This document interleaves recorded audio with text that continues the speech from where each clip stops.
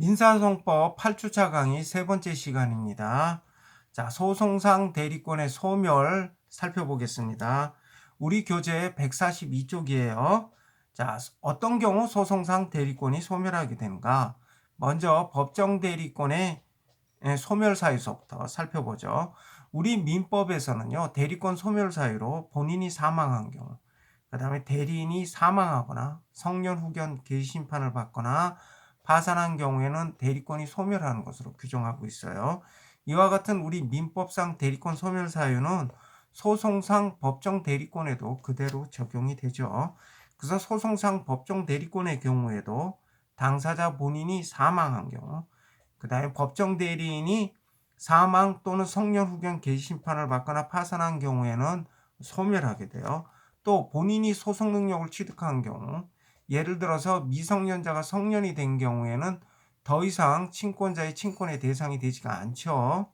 친권자가 친권을 행사할 수가 없어요. 자, 이렇게 되면 이제 당연히 이제 친권 소멸 사유가 되는 거죠. 법정 대리권이 소멸하게 되는 거죠. 그 다음에 법정 대리인의 어떤 자격 상실, 그 다음에 소송상 특별 대리인인 경우 법원에서 해임한 경우, 뭐 이렇게 되면 이제 법정 대리권이 이제 소멸하게 되는 거죠. 그 다음에 소멸 사실의 통지 한번 보시죠. 법정 대리권이 소멸하더라도 본인 또는 대리인이 그 사실을 상대방에게 통지하지 않으면 대리권 소멸의 효력을 주장하지 못한다. 이거는 우리가 그 소송상 대리의 어떤 민법상 대리와의 차이점, 특성 부분에서 우리가 살펴봤었어요. 그래서 대리권이 소멸한 경우 그 민법상 대리권과 달리 소송상 대리권에 있어서는 상대방에게 대리권 소멸 사실을 통지를 해야 대리권 소멸의 효력이 발생한다 그랬죠. 상대방이 대리권 소멸 사실을 알든 모르든 모르는데 과실이 있든 없든 불문한다 그랬어요. 하여튼 그 밑에 줄 보시면 소멸 통지를 하지 않는 한 상대방이 소멸 사실을 알든 모르든 모르는데 과실이 있든 없든 불문하고 대리권 소멸의 효력을 주장하지 못한다. 따라서 대리권이 소멸하더라도 이런 통지가 있기 전까지 소송 절차가 중단되지도 않고 그때까지 종전 대리인이 한 소송 행위는 유효하다. 그러나 법정 대리인이 사망하거나 성년 후견 개심판을 받은 경우 누가 통지를 하죠? 법정 대리인이 사망했어요. 그 누가 통지를 해? 당사자 본인은 뭐야? 무능력자잖아. 소송 무능력자. 통지를 할 수가 없잖아요. 이렇게 법정 대리인이 사망하거나 성년 후견 개심판을 받는 경우에는 통지할 사람이 없어요. 물론 뭐 나중에 뭐 법정 대리인이 새로 선임이 돼서 뭐 그 사람이 통지 행위를 할 수는 있겠지만 그러면 시일이 너무 많이 걸리잖아요. 그죠? 그래서 법정 대리인이 사망하거나 성년 후견 개심판을 받는 경우에는 즉시 통지할 상황이 아니에요. 따라서 이때는 그냥 사망한 때 성년 후견이 개시된 때 대리권이 소멸된다. 이렇게 해석하는 것이 이제 통설의 입장이에요. 이렇게 대리권이 소멸한 경우 상대방에게 통지하지 않으면 대리권 소멸 사실을 주장할 수 없는데 다만 예외가 있었죠. 우리가 이미 살펴본 거지만 142쪽 밑에서 위로 세 번째 줄 보세요. 법원의 대리권의 소멸 사실이 알려진 뒤에는 그 대리인은 소위 취하, 화해, 청구의 포기, 인락, 소송 탈퇴. 이게 뭐예요? 소송을 종료시키는 행위죠. 이렇게 소송을 종료시키는 소송 행위는 할 수 없다. 그러니까 예를 들어 사임계를 법원에 제출을 했어요. 그 다음에는 이런 소송을 종료시키는 행위는 못한다는 거야. 그 통지는 누가 했죠? 법원에서 하는 거죠. 그러니까 사임계를 법원에다 내면 법원에서 사임계를 상대방에게 송달해줘요. 이런 식으로 이제 통지가 이루어진다 그랬죠. 일단 법원에 사임계를 내고 난 다음에 사임한 사람이 말이죠. 사임한 대리인이 와서 이런 소송 종료 행위는 못한다는 거예요. 자, 근데 소송 절차의 중단. 요게 이제 임의 대리인하고 이제 가장 큰 차이점 중에 하나인데요. 법정 대리권이 소멸하게 되면요, 소송 절차가 중단돼요. 이제 아까 그 법정 대리인은 당사자의 중라는 지위를 갖는다 그랬죠. 그래서 법정 대리인이 사망한 경우 마치 당사자가 사망한 것처럼 소송 절차가 중단된다 그랬잖아요. 법정 대리권이 소멸한 경우에도 당사자 본인을 위해서 소송 대리를 해줄 사람이 없잖아요. 그죠? 법정 대리인이 사망했으니까 이때도 사망한 게 아니라 법정 대리권이 소멸한 경우 법정 대리권 소멸 사유는 여러 가지가 있잖아요. 뭐 법정 대리인이 사망한 경우는 당연히 법정 대리권이 소멸하지만 그거 말고도 법정 대리권 소멸 사유가 여러 가지 있었죠. 이렇게 법정 대리권이 소멸한 경우에는요. 소송 절차가 중단돼요. 당사자 본인이 사망한 것처럼 소송 절차가 중단된다. 우리가 이제 뒤에서 보는 소송 대리권, 임의 대리권 같은 경우에는 임의 대리인이 사망하거나 임의 대리권이 소멸된다고 해서 소송 절차가 중단되지 않아요. 근데 이제 이 법정 대리에 있어서는 법정 대리인이 사망한다든지 법정 대리권이 소멸하게 되면 소송 절차가 중단된다. 물론 이때 소송 절차가 중단돼서 어떤 새로운 법정 대리인 선임해서 이제 소송을 수개하게 되는데요. 이때 뭐가 있는 경우에는 소송 절차가 중단 안 된다 그랬잖아요. 우리가 앞서서 한번 살펴봤을 거예요. 그때 당사자 확정인가에서 당사자가 사망한 경우 어떠한 소송법적 효과가 있는지 살펴볼 때 우리가 소송이 계속된 이후 변론 종결 전에 당사자 사망한 경우 소송 절차가 중단되고 상속인으로 상속인이 소송 수개를 해야 된다 그랬잖아요. 그러니까 법정 대리인이 사망하거나 법정 대리권이 소멸된 경우도 마찬가지예요. 소송 절차가 중단되고 새로운 법정 대리인에 의해서 또는 능력을 회복한 본인에 의해서 이제 소송이 이제 계속 이어지게 되는데요. 소송 수개를 하게 되는데요. 그런데 이때 우리가 예외가 있었죠. 어떤 예외가 있었죠? 소송 대리인이 선임돼 있으면 소송 절차가 중단이 안 되죠. 그죠? 당사자 본인이 사망한 경우 소송 절차가 중단되고 소송 수개 절차, 상속인이 소송 수개를 받아야 되는데 이때 절차가 중단 안 되는 경우가 있어. 소송 대리인이 선임돼 있는 경우. 이때 소송 대리인 변호사예요. 변호사 임의 대리인. 소송 대리인이 선임돼 있는 경우는 소송 절차가 중단 안 된다 그랬어요. 이 경우에도 마찬가지예요. 법정 대리인이 사망하거나 법정 대리권이 소멸한 경우에도 소송 절차가 중단되고 새로운 법정 대리인에 의해서 소송 수개를 새로운 법정 대리인이 소송 수개를 받아야 되는데 이때도 소송 대리인이 선임되어 있으면 소송 절차가 중단되지 않는다. 이렇게 해서 이제 법정 대리권의 소멸에 대해서 살펴봤고요. 다음에 소송 대리권, 임의 대리권의 소멸에 대해서 한번 살펴보죠. 자, 소송 위임에 의한 우리가 이제 소송 대리인은 두 종류가 있다 그랬잖아요. 소송 위임에 의한 소송 대리인, 법률상 소송 대리인이 있어요. 그 중에 먼저 소송 위임에 의한 소송 대리인의 경우를 한번 보면요. 여기에는 특칙이 있어요. 특칙. 요게 이제 어떤 민법상 대리권 소멸 사유와 구별되는 특칙이 하나 있어. 거기 보면 불소멸 특칙이 이렇게 나와 있죠.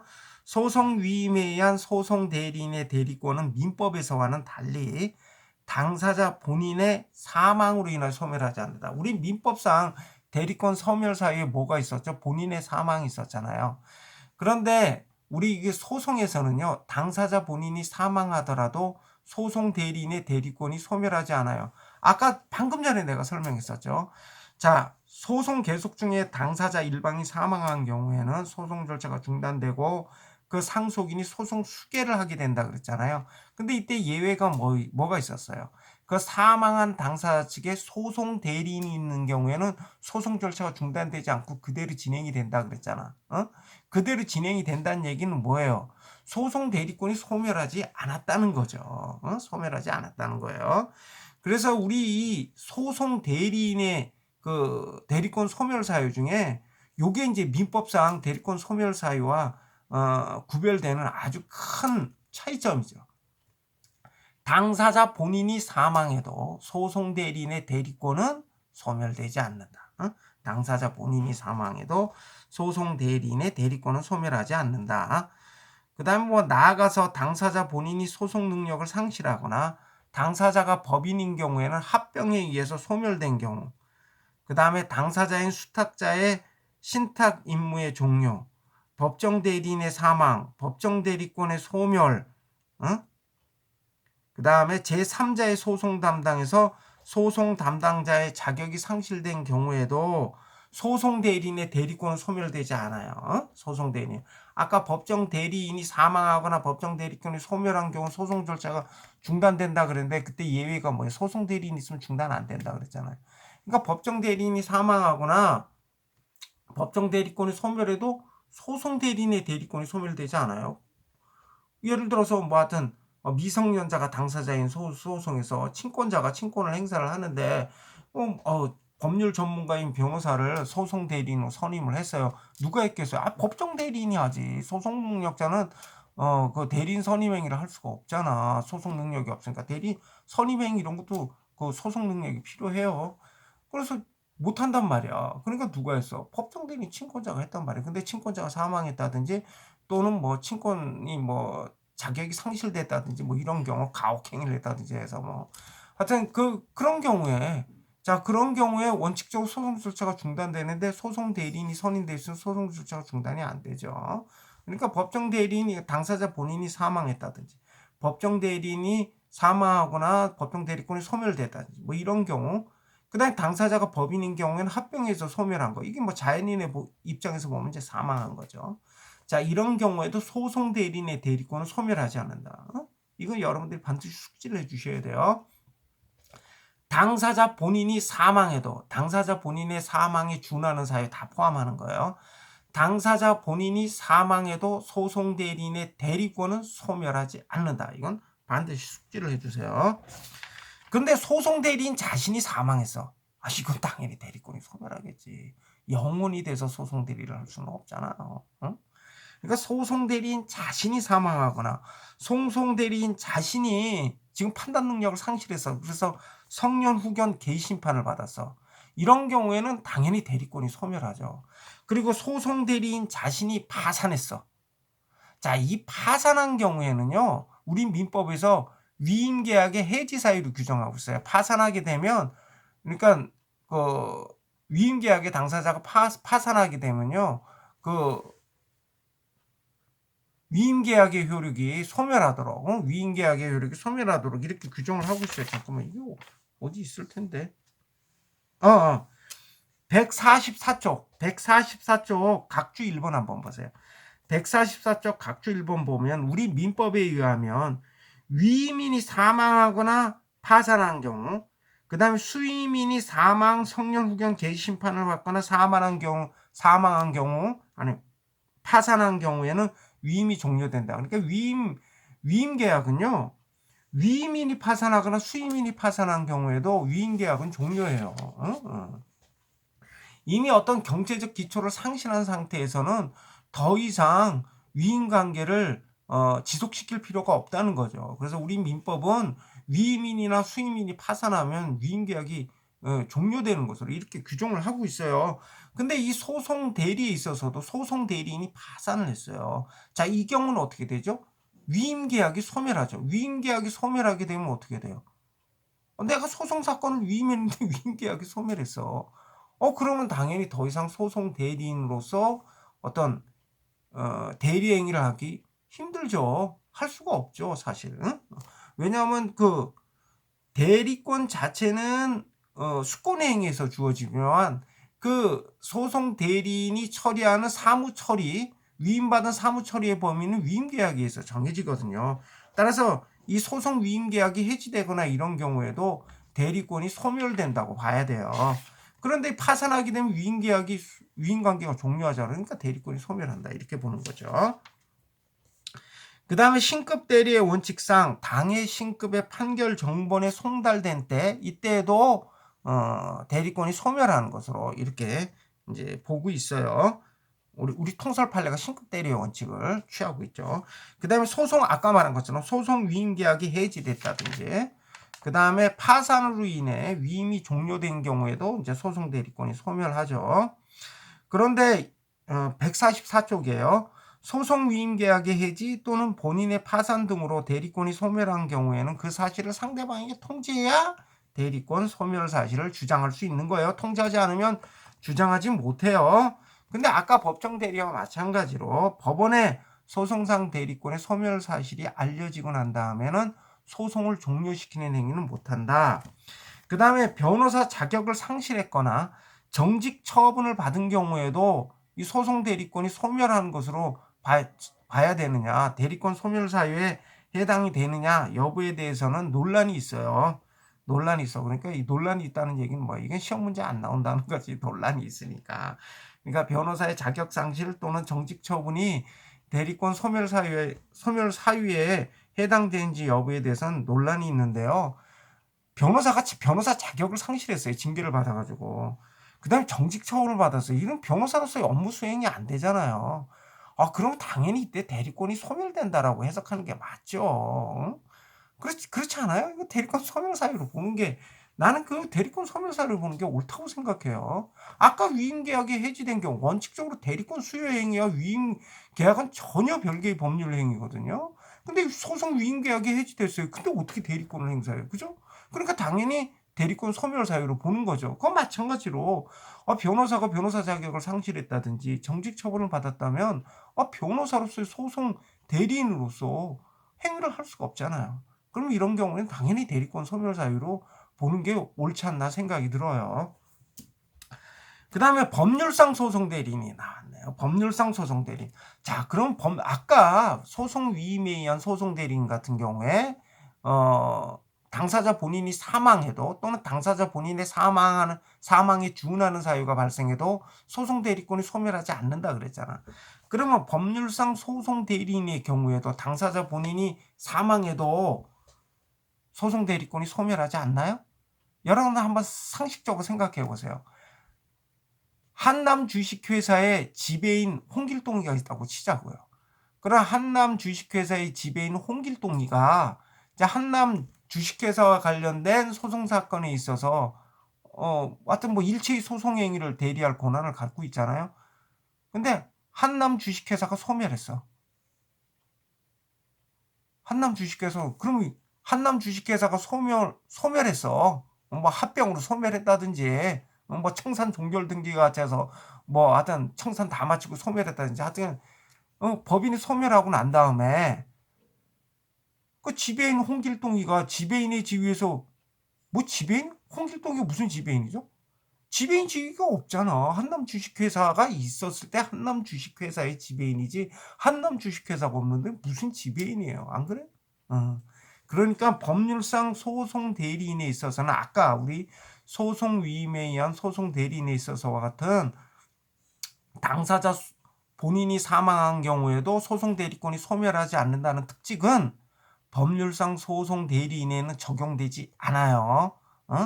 법률상 소송 대리권의 경우에는 당사자 본인이 사망하면 대리권 소멸해요. 아니 회사가 없어졌는데 무슨 뜬금없는 지배인이에요. 그죠? 회사가 있을 때 지배인이 있는 거죠. 회사가 없는데 무슨 지배인이에요. 그래서 법률상 소송 대리권은 그 실체법상 지배인이라는 이런 실체법상 지위가 상실되면 따라서 소멸해요. 그리고 당사자 본인의 사망 등에 의한 소송 대리권 불소멸의 특징은 그 성질상 법률상 소송 대리인에게는 적용될 여지가 없어요. 자, 그 다음에 소송상 대리권의 흠결 한번 보죠. 주로 이제 무권 대리에 관한 논인데요. 자, 무권 대리 한번 살펴보죠. 자, 무권 대리란 대리권 없이 행하여진 대리 행위를 이제 무권 대리라고 해요. 그래서 145쪽 보시면은요. 당사자 본인으로부터 대리권을 수여받지 못한 경우뿐만 아니라 법정 대리인이 자격이 없어요. 그 다음에 특별 수권 없이 대리 행위를 한 경우.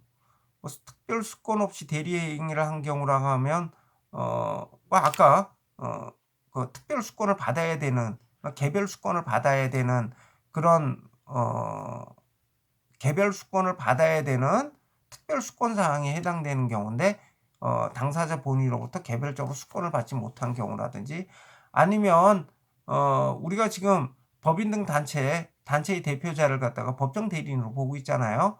그런데 이때 이제 총유관계 소송 같은 경우에 총유관계 소송에 있어서는 어떻게 되죠? 이 총유 재산은 그 구성원의 어떤 사원총회의 의결을 통해서 총유 재산에 관한 어떤 관리라든지 처분은 사원총회의 결의를 통해서 해야 되잖아요. 그러니까 이런 어떤 총유 재산과 관련된 소송 제기 같은 경우도 일종의 총유재산에 관한 관리 처분 행위에 해당된다고 볼 수가 있거든요. 그러니까 이때는 사원총회의 결의를 거쳐 소송을 제기해야 되는데 그 대표자가 사원총회의 결의를 거치지 않고 소송을 제기한 경우, 이런 경우도 이 특별수권 없이 대리행위를 한 경우에 해당이 돼요. 예를 들어 종중 같은 경우가 대표적인 법인 아닌 사단이죠. 법인 아닌 사단의 재산 소유 형태가 총유관계잖아요. 그래서 이 종중 같은 경우가 종중 재산과 관련된 이제 소송을 제기를 했는데 종중의 대표자가 종중원들의 결의를 거치지 아니하고 이런 소송을 제기하게 되면 그게 바로 이제 특별수권 없이 대리행위를 한 경우에 해당이 돼요. 다음에 대리권을 서면으로 증명하지 못한 경우, 이거 대리권한이 없는 것으로 보죠. 그다음에 소송 서류가 송달받을 권한 없는 사람에게 잘못 송달된 경우, 이게 이제 이른바 이제 그 우리가 이제 포괄 대리가 있고 개별 대리가 있다 그랬잖아요. 그러니까 개별 대리죠. 이제 그러니까 소송 서류를 본인의 대신해서 본인을 대리해서 소송 서류를 송달받을 권한 같은 경우를 이제 부여할 수 있어요. 그 송달 영수인 뭐 이런 경우죠. 송달 영수인을 지정해서 법원에 신고할 수가 있거든요. 자, 그런데 이게 다른 사람한테 잘못 송달된 경우, 이때 이제 송달받은 사람도 무권 대리인이 된다. 그다음에 법인이나 법인 아닌 단체의 대표자도 이게 여기 나왔네. 법정 대리인의 중람으로 대표자에게 대표권이 없는 경우, 이때도 이제 무권 대리인이 되겠죠. 그리고 또 이제 우리가 주의해야 할 게 민법상 표현 대리의 법리는 적용되지 않는다 그랬죠. 민법상 표현 대리의 법리는 적용되지 않는다. 우리가 앞서 살펴봤었던 민법상 대리와 구별되는 우리 소송상 대리의 특성 4가지 다시 한번 복기해 볼까요? 첫째, 대리권을 서면으로 증명해야 한다. 그죠? 그리고 두 번째, 대리권 소멸 사실을 상대방에게 통지하지 않으면 대리권 소멸의 효력을 주장할 수 없다. 그 다음에 세 번째, 대리권의 범위는 법률로 정해져 있고 당사자가 약정으로 법률이 정한 대리권의 범위를 제한하더라도 그러한 약정은 효력이 없다. 그 다음에 네 번째, 소송상 대리에는 민법상 표현 대리의 법리가 적용되지 않는다. 그러니까 소송상 대리의 경우에는 무권 대리 아니면 유권 대리예요. 그 중간인 표현 대리는 인정되지 않는다. 자, 무권 대리 행위의 추인 한번 보죠. 소송상 대리권은 소송 행위의 유효 요건이고요. 따라서 무권 대리인이 한 소송 행위는 무효예요. 효력이 없어요. 다만 추후 적법한 소송 대리인이나 본인이 추인을 하면 그 소송 행위는 행위 시에 소급해서 유효해진다. 145쪽 맨 밑에 줄 보면요. 이러한 추인은 명시적으로도 할 수 있고 묵시적으로도 할 수 있어요. 예를 들어 미성년자가 소를 제기해서 소송이 진행됐어요. 그래서 판사가 이거 미성년자네 이런 사실을 알고 다음에 그 부모님 모시고 와. 그래서 부모님이 오셨어요. 부모님이 오셔서 변론기일 날 변론을 하면서 우리 아들, 우리 딸이 제기한 이 소송 행위를 내가 추인합니다. 이런 명시적으로 추인한 거예요. 근데 그런 말은 한 적은 없는데 자신의 자녀가 제기한 소송 행위가 유효함을 전제로 계속 소송 행위를 하고 있어요. 이런 경우는 묵시적으로 추인했다고 볼 수가 있는 거죠. 그죠? 묵시적으로 자신이 자녀가 제기한 미성년인 자녀가 제기한 소송 행위에 대해서 어떤 그 효력을 다투지 않고 그냥 부모님이 변론길에 출석해서 그냥 소송을 계속 이끌고 나가고 있어요. 계속 소송 행위를 하고 있어. 이건 묵시적으로 추인한 걸로 그렇게 볼 수가 있죠. 추인의 시기에는 제한이 없어요. 상고심에서도 추인할 수 있어요. 1심, 2심에 소송 능력이 없는 사람이 소송 행위를 했어요. 그런데 그게 하여튼 뭐 간과돼서 판결이 선고됐겠죠. 그렇게 해서 계속 상고심까지 올라와서 상고심에 이르러 추인을 하더라도 추인을 하면 어떻게 돼? 1심 맨 처음 소재기 당시서부터 그 소송행위가 있었던 것으로, 그러니까 유효한 것으로, 그 소송행위는 유효한 것으로 이렇게 인정이 되죠. 소급표가 발생해서. 그래서 상고심에서도 추인을 할 수 있어요. 심지어는 재심에서도 추인한 것도 유효하다. 이렇게 보고 있어요. 우리 판례는 재심에서. 146쪽 한번 보시죠. 146쪽. 소송행위 전체에 대해서 해야 되고 일부 추인은 원칙적으로 허용되지가 않아요. 다만 소취하를 제외하고 나머지 소송행위를 추인하는 것과 같이 소송에 혼란을 초래할 염려가 없는 경우에는 일부 추인을 할 수 있다. 소취하, 미성년자인 자녀가 소송을 제기해서 소송행위를 하다가 소취하를 했어요. 이런 사실을 나중에 이제 법정 대리에 알았어. 그리고 법정 대리인이 소취하를 제외하고 나머지 소송행위를 다 추인해요. 그러면 소취하는 뭐야? 소송 능력 없는 사람이 소취하였으니까 소취하는 효력이 없는 거지. 그리고 나머지 행위는 다 추인해. 그건 무슨 얘기야? 그냥 소송 계속 하겠다는 거죠. 이렇게 추인하는 건 가능하다 이거예요. 자, 물권 대리 심판 한번 보죠. 소송 대리권의 유무는 법원의 직권조사 사항이다.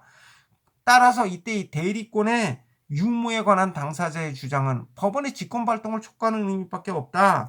그 다음에 그 밑에 줄 보면 법원이 대리권의 유무를 판단하는 기초 자료인 사실과 증거를 직권으로 탐지할 의무는 없다. 다만 당사자가 제출한 어떤 증거 등에 의해서 의심이 갈 만한 사정이 엿보인다면 적극적으로 심리 조사할 의무는 있다. 이거 내가 예전에 한번 설명했었죠. 대표권 얘기하면서 설명했단 말이야.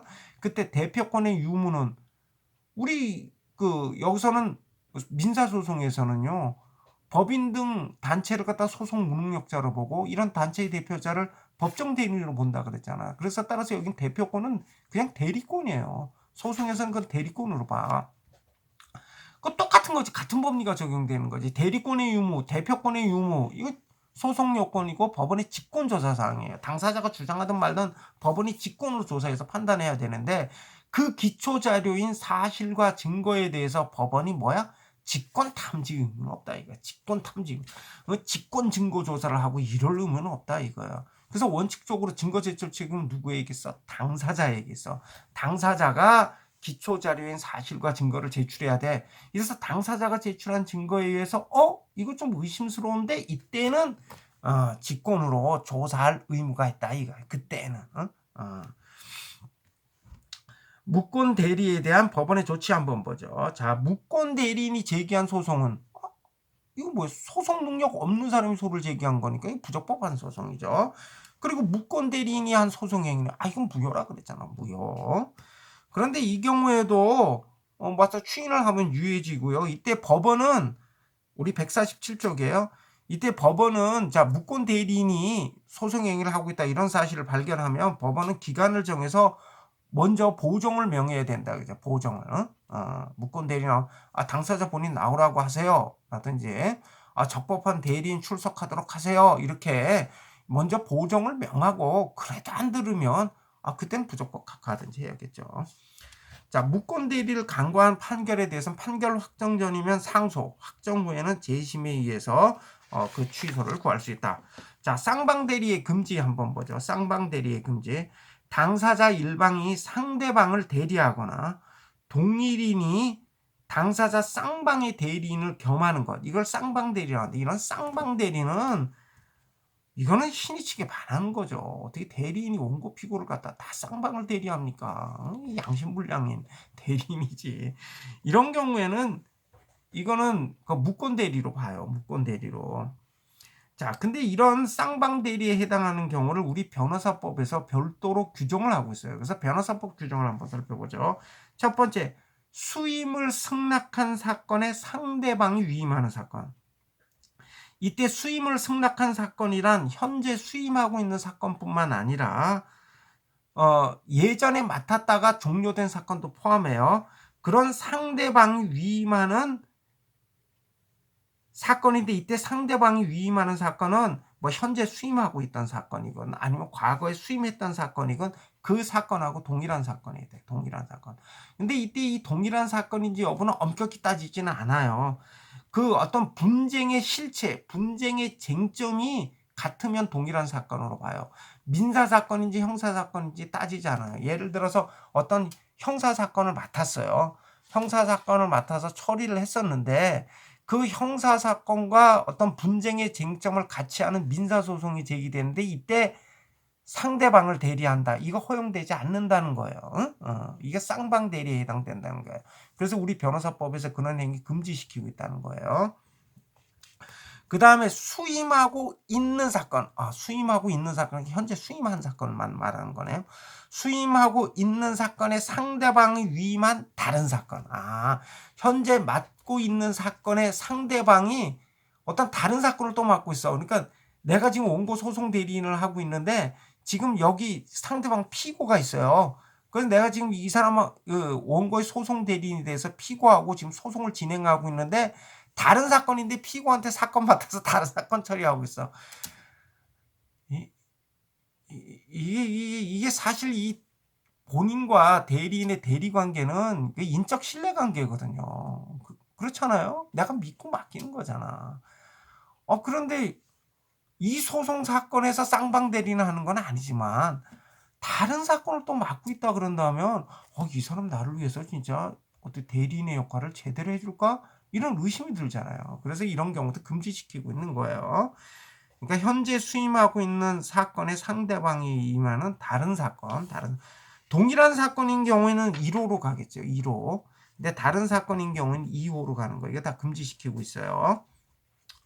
공무원, 조정위원 또는 중재인으로서 직무상 취급하거나 취급하게 된 사건. 예전에 내가 판사로서 담당했던 사건인데 그만두고 나와서 그 사건 소송 대리하는 거. 이거 금지된다 이거예요. 자, 위반 행위의 효과 한번 보죠. 쌍방 대리 행위는 무권 대리 행위의 하나이다. 따라서 쌍방 대리 행위는 무효다. 다만 당사자가 미리 승낙하거나 추인하면 유효해진다. 당사자가 오케이라는데 뭐라 그러겠어요? 난 우리 그렇잖아. 쌍방 대리하는데 둘 다 오케이래. 그러면 상관없죠. 둘 다 오케이라는데. 근데 이제 여기서 이 변호사법 31조 1항 아까 우리가 살펴봤던 1호서부터 3호에 해당하는 사유를 위반한 대리행위 효력의 경우에도 당사자가 미리 승낙하거나 추인하면 유해진다는 견해. 그러니까 변호사법 위반, 우리 변호사법에서 쌍방대리 유사한 행위를 금지시키고 있잖아요. 우리가 그 세 가지 경우를 살펴봤잖아. 자, 이 경우 이렇게 위반한 경우의 효력이 어떻게 되느냐? 일반적인 쌍방대리에 있어서와 마찬가지로 당사자가 승낙하거나 추인하면 유효해지느냐? 이 여부에 대해서 통상적인 쌍방 대리 행위와 마찬가지로 당사자가 승낙하거나 추인하면 유효하다는 견해. 이걸 추인설이라 그러고요. 상대방 당사자가 그 위반을 알았거나 알 수 있었음에도 이의를 제기하지 않으면 이의권 상실로 하자가 치유된다는 견해, 이의설 등이 주장되고 있는데 우리 판례는 이의설에 의하고 있어요. 자, 우리 판례 입장 요거 숙지하셔야 돼. 판례 입장. 그러니까 학설이 나눠지고 있다. 학설 대립이 있구나. 요 정도만 아시면 돼요. 근데 판례가 있어. 근데 판례는 알아야 돼요. 판례는 알아야 돼요. 어차피 이 민사소송법이란 과목이 뭐 하는 과목이에요? 민사소송 절차에 관한 과목이죠. 민사소송 절차에 대해서 배우는, 민사소송 절차와 관련된 법 과목이잖아요. 민사소송 어디서 해요? 법원에서 하잖아요. 그러니까 판례 입장이 중요하죠. 판례 입장이 중요하죠. 그래서 우리 판례는 이의설에 의하고 있어요. 상대방이 이의를 제기하지 않으면 유효하다는 거예요. 상대방이 이의를 제기하지 않으면. 그래서 당사자가 이를 알았거나 알 수 있었음에도 불구하고 사실심 변론 종결시까지 이거 변호사법 위반 아니야? 뭐 이런 이의를 제기하지 않았다면 그 소송 행위는 유효하다. 이렇게 보는 게 우리 판례의 입장이에요. 자, 이렇게 해서 우리가 소송 주체 살펴봤고요. 다음 9주차 강의서부터는 제1심 소송 절차, 소송 제기서부터 살펴보겠습니다. 예, 여러분 수고 많으셨습니다.